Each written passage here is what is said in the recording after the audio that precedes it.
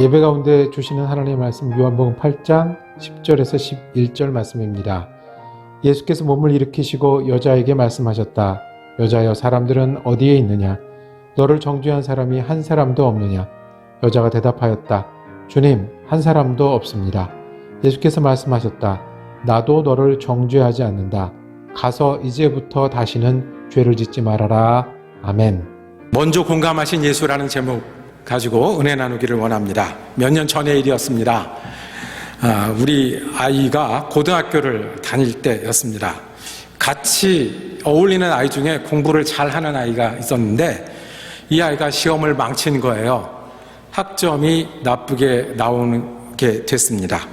그런데 걱정을 하더랍니다.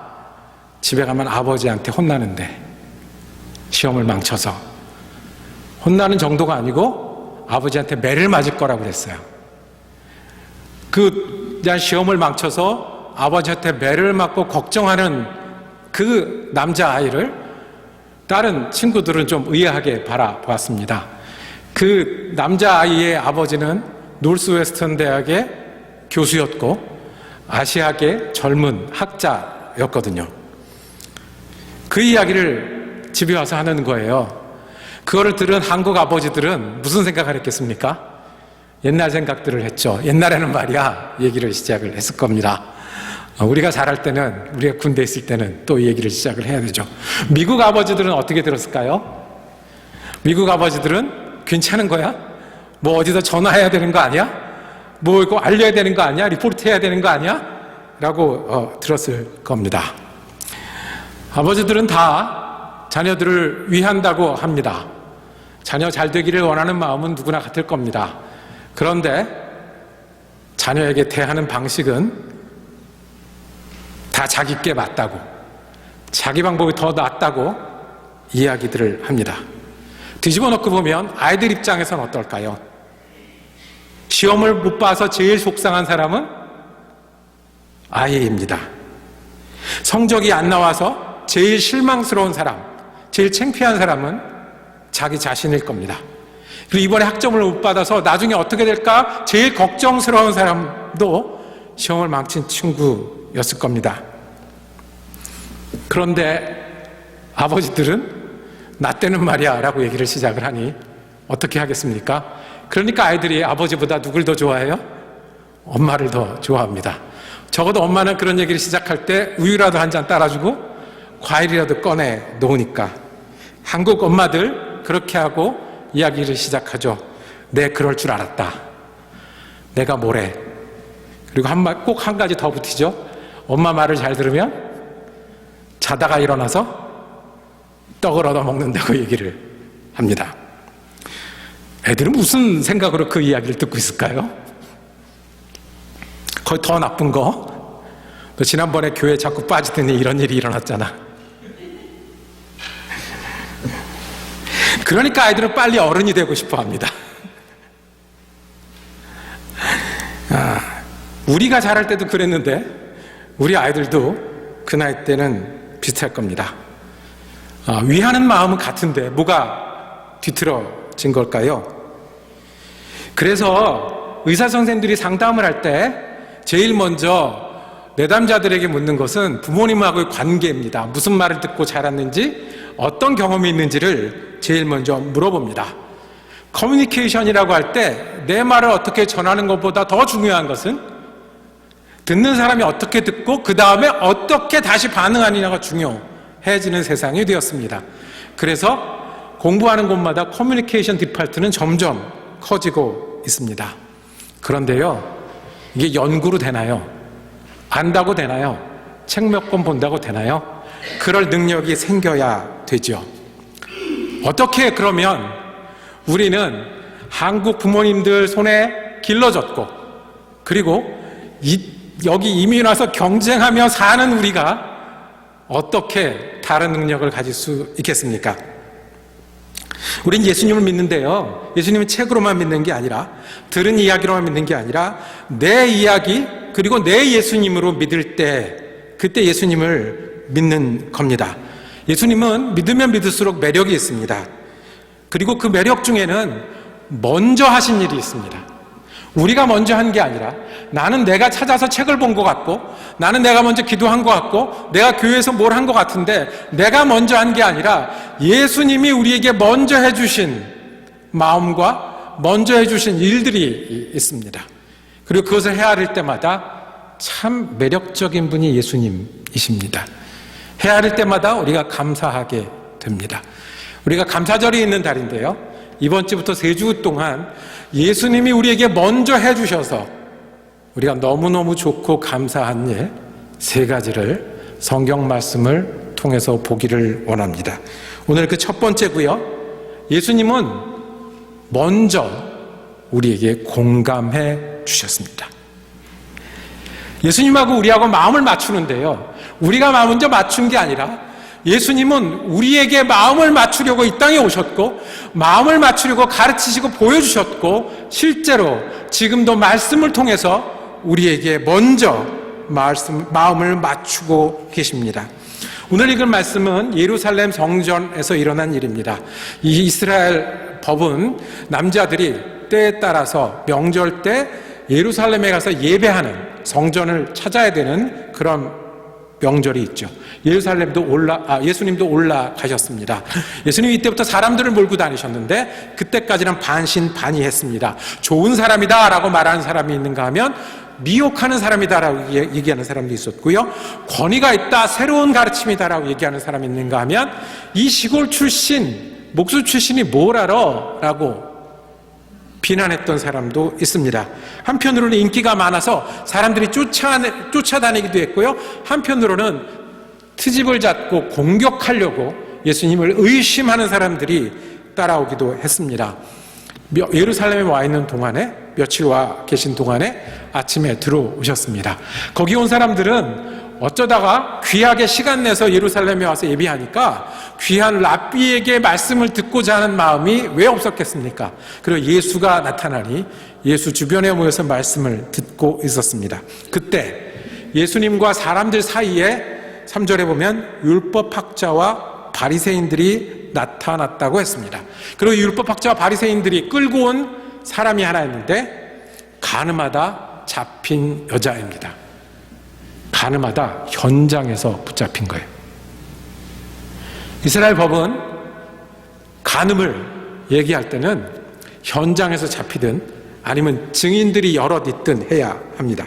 6절에 보면 예수님 앞에 데리고 온 이 사람들이 예수님에게 어떻게 해야 될지를 물으면서 표현을 어떻게 썼냐면, 이것은 시험하여 고발할 구실을 찾으려는 것이다 라고 말씀했습니다. 왜 이것이 시험이 될까요? 범죄한 사람을 끌고 왔는데 왜 시험이 되죠? 원래 율법대로 하면 어떻게 해야 돼요? 간음한 사람은 돌로 치라고 해야 됩니다. 죽게 되죠. 그러면 죽게 되면 로마법에 의하면 사람을 죽인 살인죄가 되는 거예요. 그러니 예수님이 성경대로 하라 그러면, 성경대로 하라고 하면 그걸 가지고 고발할 준비를 하고 갔던 것입니다. 근데 그 시간에 예수님은 그 이야기를 듣고 멈추셨습니다. 굉장히 긴장된 순간 아닙니까? 예수님이 가르치는데 사람들이 와서 중간에 막아섰습니다. 그래서 사람을 끌어 가운데 세웠습니다. 예수님이 전혀 그럴 자격이 아닌데도 재판하는 사람처럼 그 사람 앞에, 예수 앞에 세웠습니다. 그리고 어떻게 할까요?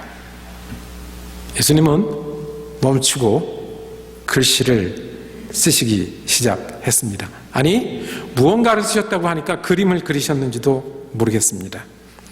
뭘 하고 계셨을까요? 땅에 무언가를 쓰시다가 고개를 들고 말씀하셨습니다. 죄 없는 자가 먼저 돌로 치라고. 그 다음 이야기는 우리가 아는 대로 다른 사람들이 슬근슬근 도망가서 아무도 남지 않았습니다. 그 도망가는 동안에 예수님은 다시 땅에다 무언가를 쓰고 계셨습니다. 예수님이 고개를 드니까 아무도 남지 않았고요. 그리고 예수님이 용서하며 이 여인을 보내는 장면이 나옵니다. 한번 얼굴빛을 한번 상상해 보실까요? 눈빛이요. 예수님을 고발하려는 사람들의 눈빛은 어떤 눈빛이었을까요? 예수님을 어떻게 쳐다보고 있었을까요? 얼굴빛은 어땠을까요? 여인의 얼굴빛은 어땠을까요? 도망을 가고 싶어도 도망갈 수도 없고요. 땅에 고개를 박고 싶어도 박을 수 없이 재판받는 것처럼 세워놓은 이 여인은 어떤 낯빛을 하고 어디를 쳐다볼 수가 있었을까요? 이 장면을 모두 보고 있던 제자들은 어땠을까요? 이 다음에 무슨 일이 일어날지, 정말 이 율법학자와 바리새인과 예수님이 대결해서 어떤 결말이 날지, 그리고 이 여인은 어떻게 될지. 예수님은 땅에 쓰시면서 무엇을 하고 계셨을까요? 예수님은 여인에게 공감하고 계셨습니다. 마음을 맞추고 계셨습니다. 예수님은 여인에게만 주목하고 계셨습니다. 나를 고소하러 오고 잡으러 오는 사람들은 고소를 하던 누명을 씌우던 상대하지 않으셨습니다. 예수님 옆에 있는 제자들까지도 어떻게 될 거다, 무엇을 해야 된다라고 하지 않으셨습니다. 예수님의 모든 관심은 이 여인에게 가 있었습니다. 여인에게 관심을 두면 어떤 여인이 보이겠습니까? 우리가 보는 것은 재판을 해달라고 오는 바리새인이 보이고요, 현행범으로 잡혀온 여인이 있고요, 구경하는 사람들이 있는데, 만약에 우리가 여인의 마음에 집중하면 어떤 여인이 보이겠습니까? 음해가다 잡혔어요. 현장범이었어요. 그렇게 살았어요. 그렇게 살다 여기까지 왔어요. 죽을 죄를 지었어요. 그 마음이 어떻겠습니까? 얼마나 후회가 되겠습니까? 나는 왜 이런 인생밖에 살지 못했고 이렇게까지밖에 되지 못했을까? 여인은 자기가 죽을 수도 있다는 것을 알았겠죠. 얼마나 긴장되었을까요? 얼마나 두려웠을까요? 우리가 알기로 죽는 것보다 더 힘든 것은 죽을 거를 기다리는 거라고 그러는데, 거기 서 있는 여인은 차라리 빨리 끝났으면 하는 그런 마음이 있지 않았을까요? 여인에게 집중하면 여인이 얼마나 창피하고 두려워하는지가 보일 수 있었을 거예요. 그리고 여인에게 집중하면 여인이 얼마나 불쌍한지도 보였을 거예요. 사람들이 여인을 왜 데리고 왔어요? 이용하려고요. 예수님을 잡아놓는데, 예수님을 공격하는데, 예수님이 이단이다라고 공격하고 비판하기 위해서 누구를 이용하고 있는 거예요? 이 사람들은 여인이 죄를 저질렀다는 데 관심이 있는 게 아니고요, 여인을 어떻게 해서 이 사회를 깨끗하게 할 건가에 관심이 있는 것이 아니라 여인 가지고 예수님을 트랩에 거는 것, 그것에 관심이 있었어요. 그 제물로 서 있는 이 여인, 예수님은 천천히 땅에 쓰시면서 여인에게 집중하셨을 것입니다. 그리고는 다른 사람들에게 얘기했습니다. 여인 하나의 대변자가 되셨습니다. 여인 하나를 살리기 위한 프로젝트를 시작하셨습니다. 죄 없는 사람은 돌로 쳐라.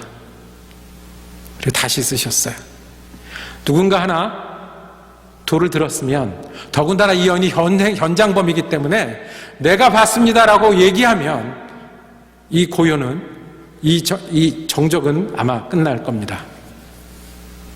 그런데 예수님 다시 글을 쓰기 시작하셨고요, 사람들이 슬금슬금 도망갔다고 했습니다. 여러분이나 저나 궁금한 게 있어요. 도대체 뭘 쓰셨길래 사람들이 도망갔을까? 사람들이 예수님이 쓰는 모양을 보고 한마디를 듣고 도망갔는데 왜 그러셨을까? 2000년 교회 역사에서 이거 가지고 여러 이야기들이 있었습니다. 어떤 사람들은 죄의 목록을 쓰셨다, 사람 이름, 예수님이 사람 이름 하나씩 적어가면서 누구는 무슨 죄, 누구는 무슨 죄, 죄의 목록을 썼으니 그걸 보고 겁이 나서 도망갔다라고 얘기하는 사람도 있습니다. 아니면 성경 구절을 쓰셨다라고 하는 분도 있어요. 율법에 보면, 레위기 20장에 보면 그 간음을 범한 여인은 죽여라라고 돼 있는데, 율법을 주신 이유가 뭐냐? 그 앞에 하나님께서 십계명을 주신 뜻과 그것들을, 율법을 쭉 적어 나가니까 그거를 보고 감동해서 도망갔다라고 이야기한 분도 있습니다. 어떤 사람들은 추측하기를 날 잡으려고 그러는 거지, 여인은 그냥 이용하는 거지, 그리고 지금 끝나고 누구랑 가서 말 맞춰놨지 라고 그 계획을 써놔서 그걸 들켜서 도망갔다고 재미있는 추측을 하는 분도 있고요. 어떤 여자 목사님이 그러시더라고요. 분명히 예수님 같으면 그런 거 썼을 거라고요. 간음은 했는데 왜 여자만 데리고 왔어? 간음은 혼자 하냐? 이거를 써놨을 거다. 아마 눈을 못 마주치고 있는 여인에게 제일 필요한 게 뭐였을까요? 그 자리에서 그거를 헤아리는 분은 예수님밖에 없었습니다. 그리고 예수님은 그 여인의 후회와 그 여인의 자책과 그 여인의 창피함과 두려움과 그리고 수치를 보셨을 거예요. 그리고는 그 여인과 같은 마음이 되셨습니다. 그래서 레위기 20장에 간음하면 돌로 쳐 죽이라는 말씀보다 그보다 먼저 하나님이 어떻게 우리의 사랑이 되시고 아내가 되시는지, 용서가 필요함을 아셨을 거예요. 망했고 되돌릴 수 없지만 용서받을 수 있다면, 그래서 내가 다시 살 수 있다면, 내가 지금이라도 돌을 안 맞을 수 있다면, 이 여인에게 필요한 것은 용서고 위로고 해방이고, 그래서 만약에 다시 내가 인생을 살 수 있다면, 그래서 예수님 말씀하셨어요. 11절에 여자가 대답하였다. 주님, 한 사람도 없었습니다. 예수께서 말씀하였다. 나도 너를 정죄하지 않는다. 가서 이제부터 다시는 죄를 짓지 말아라. 이 여인에게 정말 필요한 말, 이 여인이 정말 듣기 원하는 말, 가라. 이제부터 다시는. 주님은 공감하시는 분이십니다. 여인이 기대하지도 못했을 때 먼저 공감하시는 분이십니다. 여인에게 공감하신 예수님은 우리에게도 공감하신다는 것을 전해주는 말씀이 오늘 이 말씀입니다. 오늘 이 말씀의 주제는 예수님이 트랩에서 벗어났다가 아니고, 여인이 살았다가 아니고, 여인에게 공감하신 예수님이 우리가 믿는 예수님이라고 전해주고 계십니다. 우리도 때때로 여인의 자리에 섭니다. 후회할 때가 있고요. 죄를 범할 수밖에 없는 환경이 있고요. 공격받는 상황들이 있고요. 벗어날 수 없는 어떤 일들이 있어요. 걸려서 창피한 게 있고요. 거짓이 드러날 때가 있어요. 그런데 예수님은 먼저 우리에게 공감하시는 분이십니다. 그래서 오신 분이 예수님이시고요. 그래서 우리와 같이 사셨던 날들을 우리에게 남겨주셨고요. 그래서 지금도 말씀으로 우리에게 공감하고 계신 분이 예수님이십니다. 그 이야기를 들었을 때 여인이 어떤 눈빛으로 예수님을 바라보았을까요? 가라고. 가서 창피한 그대로 살고 가늠한 여인으로 살고 죽지 못해 사는 게 아니라 가서 이제부터 다시는 이라고 말씀해 주신 예수님의 가슴을, 그 마음을 품고 살 수 있도록 불러주셨습니다.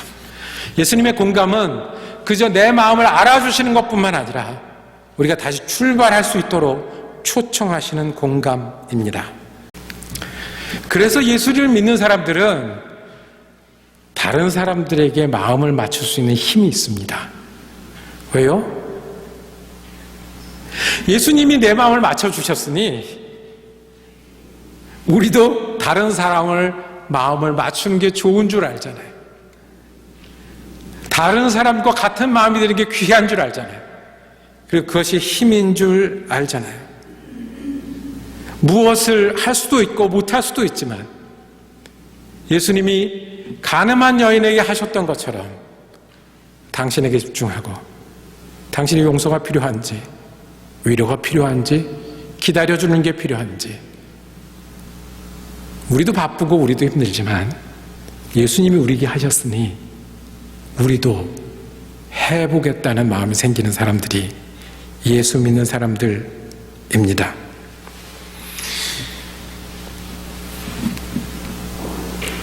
우리는 큰 행사를 지난달에 했고요. 그 다음에 선교도 도왔어요. 끝나고 나니까 제일 먼저 든 생각이 뭐냐면 이제 한숨 좀 돌릴 수 있겠구나 였습니다. 그런데 우리가 도왔던 교회는요, 시카고에 보면 지금 난민들이 경찰서 앞에 텐트를 치고 있는 모습을 종종 볼 수 있습니다. 시카고 도시에 오라고는 했는데 갈 데가 없으니 지금 경찰서 앞마당에 텐트를 치고 살고 있습니다. 주로 스페니쉬를 쓰는 중남미에서 오신 분들이 있습니다. 이분들은 한 번도 겨울을 나보지 못했습니다.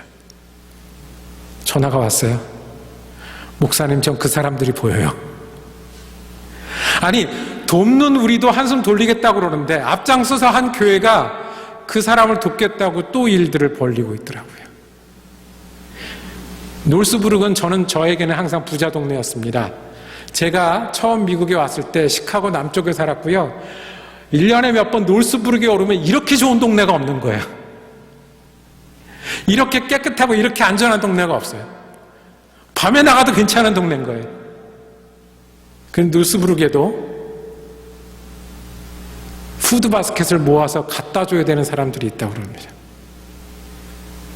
그래서 교회마다 연락이 와요. 어떻게 할 수 없냐고.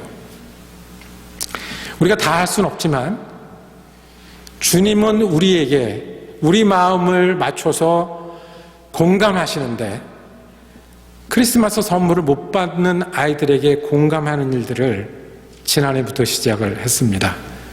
우리들의 미션은 그런 아이들이 있으니 그런 아이들에게도 예수님이 공감하는 분으로 계시다는 것을 알게 해주세요라고 기도하는 일, 작은 마음을 나누는 일입니다.